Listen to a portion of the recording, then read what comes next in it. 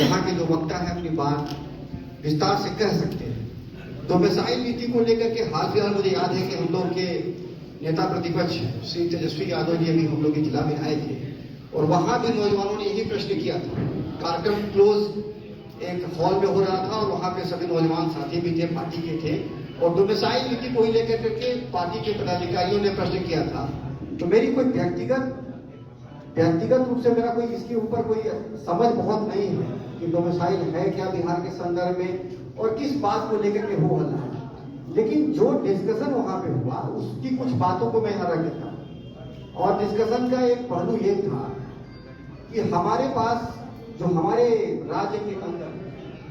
अंग्रेजी के शिक्षक, विज्ञान के शिक्षक और गणित से संबंधित ये 3 विषयों से संबंधित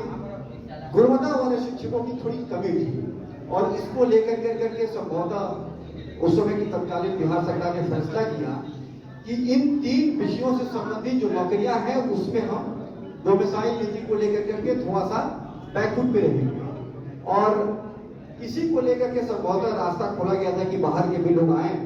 और गुणवत्तापूर्वक शिक्षा सुनिश्चित हो। इसी में एक विषय उन्होंने बोला कि शिक्षा का जो तेजी से बाजारीकरण हो रहा है, तो इन 2 चीजों को मैं कोरिलेट करके यहाँ कुछ बातों को रखना चाहता हूँ। पहली बात ये कि जब हम लोग ग्रामीण क्षेत्र में निरंतर चला करते थे, 15 साल पहले हमने शायद शहरी जीवन छोड़ के जब ग्रामीण जीवन में आया, हर एक गांव में एक कहानी थी कि मास्टर साहब खिचड़ी चुरावा था। जहां जाते थे यही सारी बातें होती थी कि मास्टर साहब खिचड़ी चुरावा था और ये विषय पर तो कई लोग देखी जाए। मतलब नीतीश कुमार जी की जो सरकार रही और जो उसके नीतिगत निर्णय है शिक्षा को लेकर करके, वह विद्यालयों का एकमात्र जगह रह गया जहां सिर्फ पढ़ाई छोड़ करके खिचड़ी खाने के अलावा कोई काम बच्चों के जीवन नहीं रह गया।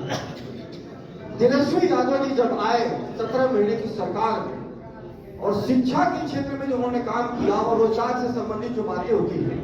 व्यक्तिगत तौर पे मैं उसमें नहीं जाता, मेरी बहुत उत्साह नहीं है कि उन्होंने कितना रोजगार का सृजन किया, लेकिन इस बात को लेकर के मेरे अंदर बहुत उत्साह है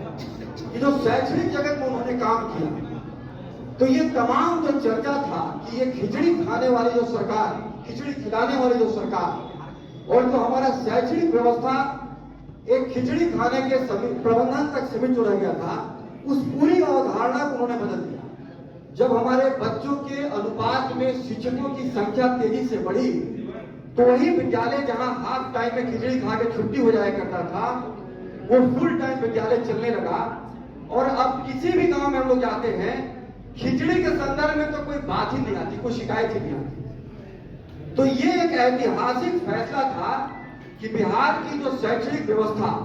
ध्वस्त हो चुकी थी, उसको लेकर के तेजस्वी जी की, क्योंकि मैं पॉलिटिकल पार्टी से हूं तो स्वाभाविक है कि मैं इस मंच का माध्यम से मैं अपनी राजनीतिक पार्टी का भी नजरिया रखूंगा आपके बीच में। विभिन्न समाज के विभिन्न जातियों के बीच में कितनी शैक्षणिक प्रगति हुई है, इसका भी एक ठोस आकलन का एक आंकड़ा आना चाहिए और उस आंकड़े का इस्तेमाल शैक्षणिक रूप से वो जो पीछे रह गए जो समाज, जो जातियां, उनको आगे बढ़ाने के लिए कौन सी अलग से नीतियों का निर्माण करना चाहिए, इसके ऊपर भी काम करने की जरूरत है। मसलन उदाहरण के तौर पे जो शिक्षा की नीति है, उसी शिक्षा की नीति में हम सबको पढ़ना है, सभी समाज के बच्चों को पढ़ना है। और जब सबको बराबर अवसर है, तो अगर आप दलित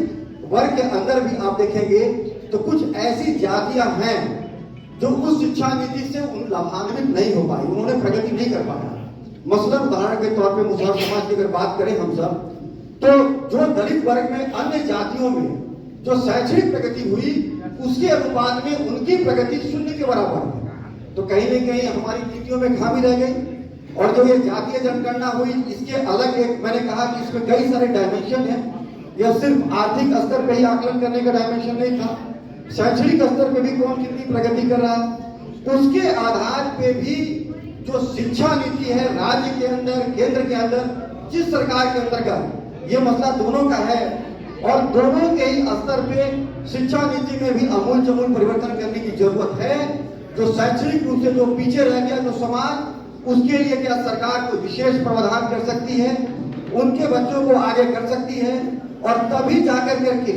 बाकी जो हम कहते हैं कि आर्थिक, सामाजिक और राजनीतिक न्याय का जो अवधारणा है वो पूरा हो पाएगा। बहुत बहुत धन्यवाद मैं करता हूं कि आपने मुझे बुलाया। मैं चाहूंगा कि इस तरह का कार्यक्रम अन्य जगह भी कराते रहें और थोड़ा सा विषय बताएं और थोड़ा सा समय मिले ताकि हम सब भी अपनी राय को विस्तार से कर सकें। धन्यवाद।